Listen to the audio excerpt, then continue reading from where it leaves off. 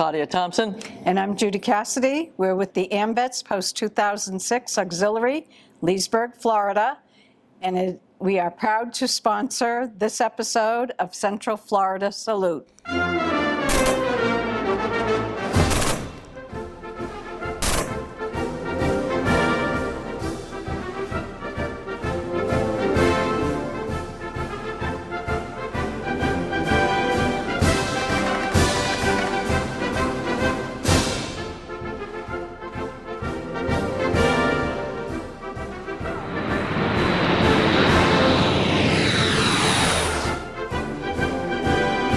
Hello, welcome to Central Florida Salute YouTube. Once again, I'm at Eagles at Oklahoma, Florida. Thank them very much for their hospitality and allowing us to broadcast from here.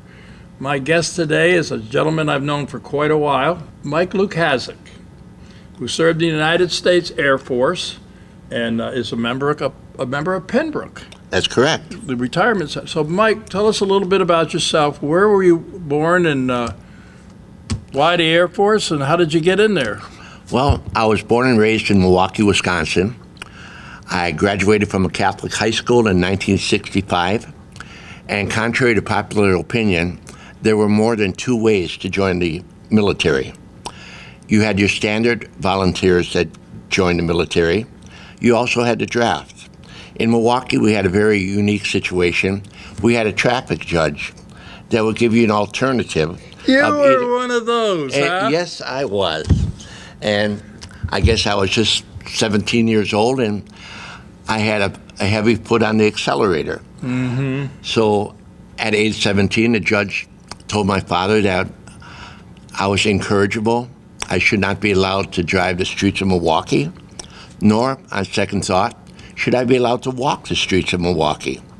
So he gave my father 1 week for us to make a decision of either joining the military or spending some time in a juvenile detention center for traffic violations that did not incur any bodily or physical damage to anything. You know, that doesn't surprise me about you. I've known you for a long time, and that does not surprise me about you. Well, here I thought I grew up and became more mature. Yes, you have. And you went in at 17? That's correct. Now, had you finished high school? Yes, I graduated high school at age 17 and a half and joined the service, joined the Air Force. And after boot camp and tech school, they sent me to Mather, California, Mather Air Force Base right outside of Sacramento. Mm-hmm. And one good thing that I learned in high school really helped me.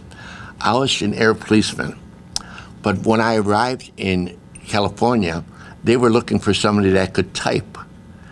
And I took a typing course in high school, could type 65 words a minute, and they decided that I would make a great desk sergeant. So, I thought maybe they were looking for somebody to drive a race car or something. oh no. You know. But I thought it was ironic that here I am.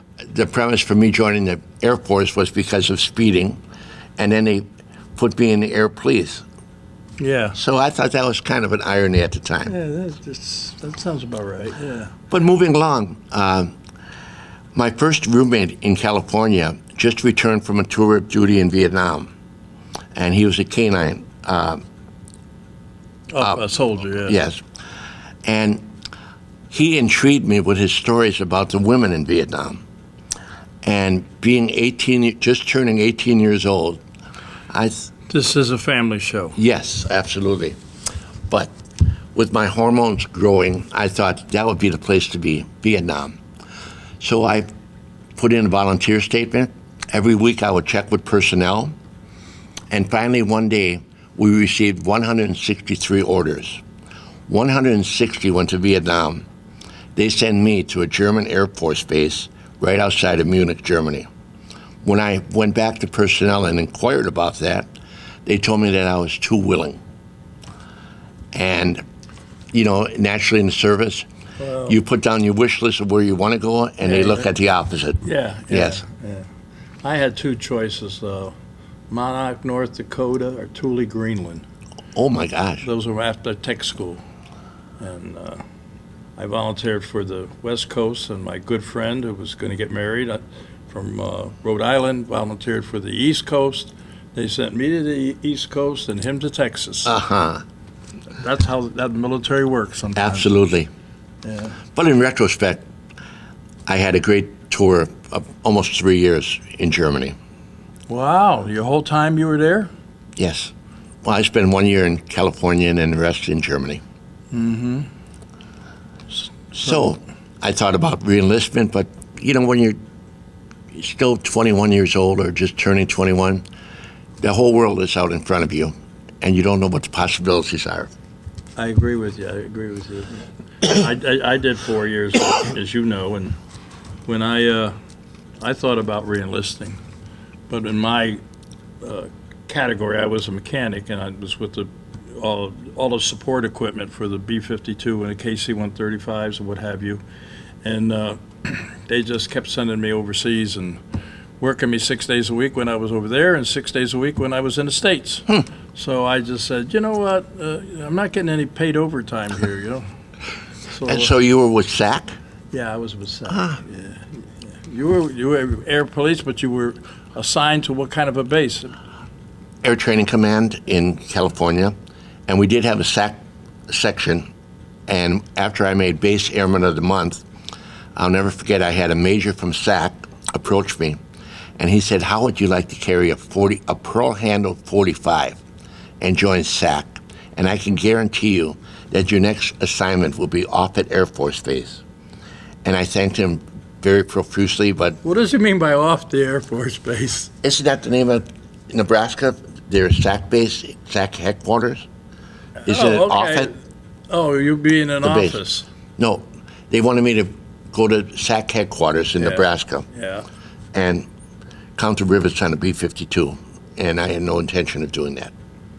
Oh, so that was like Kilroy. You were going to be the new Kilroy. Yeah, right. So, yeah.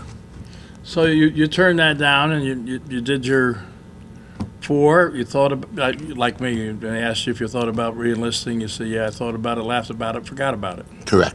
Yeah. In retrospect, I really wish I had stayed, but you never know. So you got out of the Air Force, and then what did you do? Did you go back to drag racing on the streets? Now, part-time, but I got into the hospitality industry, and at one point in my career, I was running the largest nightclub in the state of Wisconsin, and that was during the disco era, which a lot of people hate, but, in retrospect, all the people dressed up so nicely. We had Arthur Murray dancers coming to teach the latest dance. We had live entertainment on Thursday nights, and I would bring in national acts, starting with Styx and Ted Nugent, and kept going for about 3.5 years. And my wife at the time did not like the lifestyle that I was in, so I went into restaurants. And for the rest of my life, I managed restaurants my entire life. So let me ask you a question. You made Airman of the Month, or? Base Airman of the Month in California, yes. Why? Because I was an exemplary airman. Okay. And all right. So I know, because we are good friends, and we talked about the fact that you ran some restaurants and stuff, and you had a lot of showbiz people type going in there. But that kind of ended, and then what did you do? well, So you went into restaurant business. correct. So what kind of restaurants did you, up in Wisconsin? Up in Wisconsin primarily, but also in California and Illinois. And the majority of the time, I managed what we refer to as occasion restaurants, that people would come in to celebrate a birthday or an anniversary. Yeah. So the higher priced menu and the ambience and the service, it was very, and wearing a tuxedo, recognizing people. You come a long way, baby. Oh my gosh, yes. From that hot rod kid Absolutely. to tuxedo. I told you maturity kicked in. Yeah. But it kind of like disappeared lately, didn't it? On occasion, but Yeah. normally that's when I'm out with you. Yeah, good shot. We were talking, and you said you want to talk a little bit about the military, but you have a commitment to our troops and our veterans, and you kind of head up a group, and you want to talk about what you've been doing? Yes. When I moved to Pembroke, we had a veterans club that had perhaps 35 members with a treasury of maybe $400. And I joined, and I remember at one meeting, our speaker was a salesperson for a water system where they would come to your home and check your water and try to sell you a water purification system. Well, I didn't think that was relevant. I became the president of our Pembroke Veterans Club, and I basically had 4 initiatives when I started. I wanted, to offer camaraderie to everyone. And a sub-chapter under that was try to understand and get along with Marines, because it's very difficult for other people. I'll never forget that I went to one of your meetings, and you said it was the Marine Corps birthday or something like that. Oh, and no. you don't want me to tell you that? I'm going to tell the story anyway, because you're going to get beat up by some Marines, I guess. I know that. Yeah. But I'm surprised you did. We had Sheriff Peyton Grinnell, Yes. He's a Marine veteran. Yes, and so was Deputy Sheriff Yes, who was in attendance also, Walter. Walter, yes. So at one Wolf. point, after they were finished speaking, we asked every Marine in the room to stand up. And at that juncture, we handed them crayons And coloring books. and coloring books. And as everybody went, ooh, and everything, I looked at you and said, Mike, I am an affiliate member of the Marine Corps Combat Association, Correspondence Association. And at that point, you handed me a coloring book. That's correct. I want to be equal. Yeah, what a guy. What I also wanted to do is I wanted every veteran to get enrolled into the VA system. Mm-hmm. I wanted every veteran who felt that they had a medical condition based on their time in the service to file a claim for disability with a veteran service officer. And lastly, I wanted every veteran to be an honoree and go on the Village Honor Flight. And we really promoted all 3 of them. We were fortunate enough to have Dominic Natty, who's the manager of the Veteran Service Office in Sumter County, attend each one of our meetings. Through him and myself, basically, we have helped a lot of veterans become enrolled or file a claim and get a successful result. Dominic is very sharp, yeah. And also, one thing I was really proud of is I basically twisted arms and had everyone try to have everyone fill out their applications for the honor flight. And I think the coup de grace was after the first honor flight following COVID, out of 66 veterans in a 6-county area, 11 of the veterans that were on the honor flight were from Pembroke Fairways. That's good. I mean, how many people live in Pembroke? We have 1,240 homes. Okay, so probably at least 2,000. Correct. Yeah, that's quite an achievement. You've done other things to help out veteran causes too, right? Oh, absolutely. Let me just start with one woman's efforts within Pembroke. She was a quilt maker, and she decided that her goal was to give every veteran that lived in Pembroke a quilt. Well, the other ladies in the quilting club found out about this, joined her in her efforts, and over the years have been able to give over 160 quilts of valor to Pembroke veterans. Lady. Congratulations. But we also support a lot of causes, a lot of individuals, and through our fundraisers. Mm-hmm. We have fundraisers throughout the year, and we've been able to support the honor flight. Some of your former guests that have been... Yeah, Bob Emmett and James O'Brien, going way back. Yes. That is one of my favorite stories. Well, please relate that. Well, Bob Emmett and James O'Brien. James O'Brien was a fighter pilot during World War II, and Bob Emmett was on a bomber. And they both got shot down, but Bob Emmett, unfortunately, got severely burned on his back and everything. And he got captured, of course, they had to parachute out. And James also got shot down, and he had to get out. And you had one of your meetings over there. This is how I heard it. And James got up to talk about being in a prisoner of war camp. And Bob looked at him and said, I was there too, right about the same time.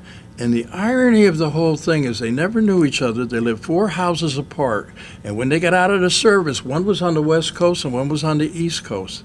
And they moved to Pembroke, 4 houses apart. What are the odds? Oh, it's amazing, I'll tell you. Yeah. I love military history, and it's amazing. Well, you can learn. But, the biggest part of what I learned about James, this is one I've never seen it again. But he had a map made out of playing cards that was sent to him by the USO or somebody. And if you laid the cards out in a certain way, it gave you the escape route out of that camp. My goodness. Yeah, The ingenuity. it's on my video. It's on my YouTube. But I don't know what happened to that. I think hopefully it went to a museum or something. Or the family must have. I don't know. But it was amazing. But we also donate to organizations like, is it the Sarah House? The Ashley Home. The Ashley Home. Ashley's House. Yes. And now they're doing Ashley's Cottage, which is going to be dedicated probably in the next few weeks. Wonderful. And that's going to house like 6 of them. But the house itself is going to be a much larger facility, and they have a beautiful piece of land. You can see all that on, guess where? On YouTube. Yeah, Central Florida Salute. Instead of watching TV at night, a lot of times I just go into my computer and watch you, Bob. So Do I owe you for this? No, not at all. But, we feel that giving back is very essential. And, dealing with some of the veterans, a lot of them are hesitant for anything. They felt they put their time in, but a lot of them didn't go overseas, or they were during their military service where there wasn't a war going on. Mm-hmm. And they felt that they don't deserve things, or they have health issues, and they feel that let other people have that. Yeah, because these guys were wounded, and they need it more than me. That was the kind of the Correct. thinking. But you earned it. Yes. You earned it. And that is one of my biggest obstacles. But I had one veteran that was suffering from PTSD, and for 2 years he didn't want anything to do with any government or military. And he was upset because he was a front person in a platoon in Vietnam and was wounded, but never received a Purple Heart. Mm-hmm. And a lot of the collaborators on his platoon were either killed or evac'd away, and he never really tried to get statements from any survivors. It took me over 2 years before he finally decided that he would like some help. And to make a long story short, he found a psychiatrist, or that he said he's the first person I could talk to since Vietnam. And he's come home, and just his life has changed because of that. But that's a success story, because so many veterans need help, and for whatever reason, whether it be pride or whatever the motivation, don't seek it. Well, I know you, Mike, for a long time, and I know the great work you guys do over there at Pembroke, which is, basically a small community. But there are a lot of communities that have, and we always welcome them to come on, salute, talk about their experiences, and have their members come on. And but there are a lot of younger people who come out of the service and they don't get involved. And I always tell everybody, get involved. Absolutely. You know, it's not about you. It's about your brother and your sister who fought, and the ones who are over there now fighting. You know, supporting them and their families. So get involved. You know. But I could understand that, because from the time I was discharged in 1969 till 10 years ago, I didn't belong to any military organization. I was one of those people that said, hey, I did my time, let it be. Mm-hmm. And then when I came to Pembroke, I realized that I was wrong all those years, and there's a lot of people that I could help personally. Yeah, you have. By motivating them. You have. You've done a great job. I'm glad you came on the show. So what is Mike doing nowadays? You're back to running the Veterans Club. Correct. And any businesses you're doing, or what else you're doing? Basically that's it. I lost my wife a couple of years ago. And I guess right now I'm just comfortable in my life. I have a couple of animals. It's nice to have the luxury of deciding to do something without asking for permission. Yeah. Because animals don't. All you got to do is feed them and pick up poop. That's it. That's what I do. And they're very good. Yeah. So outside of that, it's the Vets Club. But, it takes a while. It takes time every month to get a speaker for your meetings. Yes. Right now we're looking at our Memorial Day program. We have Congressman Webster is going to be our main speaker. Sheriff Peyton Grinnell is going to be there. You always get Peyton Grinnell. Always. I know. Always. All these other veterans organizations wanted to get Peyton Grinnell and the Sheriff's Department over. But, Mike has got them all tied up. Well, you have to know the history of the people you're dealing with. Yeah. No, you give them a coloring book and they're happy, right? I will, absolutely. But, a few years back, we only had 2 individuals that would sing all the military songs and the other songs for our Memorial Veterans Day program. And one day I went to our choir director, and I said, why don't you perform? And she said, you know why? Nobody's ever asked me. So now for Memorial and Veterans Day, we have a chorus of 45 people. Yeah, I've been there for a couple of your ceremonies, and you have a great turnout, and you have a chorus, and like you say, you do a great job, Mike. So. Well, it's everybody in the community that really helps. We get over 300 people that attend both services. That's right, because nobody does anything alone. Right, absolutely. So, Pembroke is a closed community, but you don't have outsiders come in, no?